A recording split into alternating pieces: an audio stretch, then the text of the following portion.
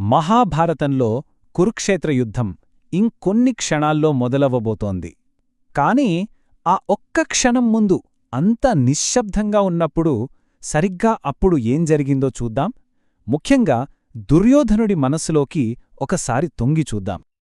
అది కురుక్షేత్ర రణభూమి. ఉదయం సమయం. గాలిలో కూడా ఒక రకమైన బరువైన నిశ్శబ్దముంది తెలుసా? అదే తుఫానుకు ముందుండే ప్రశాంతత లాంటిదనమాట. ఇరువైపులా సైన్యాలు అలా కదలకుండా నిలబడున్నాయి. ఇక ఏం జరగబోతుంది అని అందర్లోనూ ఒకటే ఉత్కంఠ. సంజయ ఉవాచ దృష్ట్వా తు పాండవానీకం వ్యూఢం దుర్యోధనస్తదా ఆచార్యముపసంగమ్య రాజావచనమబ్రవీత్.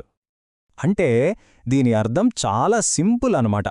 అక్కడ జరుగుతున్నది జరుగునట్లుగా చూస్తున్నాడు సంజయుడు.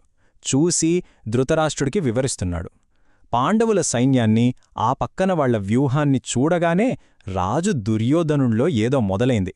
పైకేమో గంభీరంగా ఉన్నాడు, కాని లోపల మాత్రం ఒక చిన్న అలజడి, ఒక తెలియని ఆందోళన మెల్లగా మొదలయ్యాయి. అవును, ఇది చాలా ఆసక్తికరమైన విషయం కదా. బయటకి చూస్తే దుర్యోధనుడు ఒక రాజు. ఎంతో గర్వం, అపారమైన శక్తి అంతా ఉంది. కాని ఆ ఒక్క క్షణంలో అవతలి సైన్యాన్ని చూడగానే అతని లోపల ఒక చిన్న భయం, ఒక అనిశ్చితి అవే మొదలయ్యాయి. పాండవుల బలాన్ని అంచనా వేయగానే అతని ధైర్యం కాస్త సన్నగిల్లినట్టు అనిపించింది. మరి ఆ ఫీలింగ్ని ఎవరికీ కనపడనివ్వకూడదు కదా.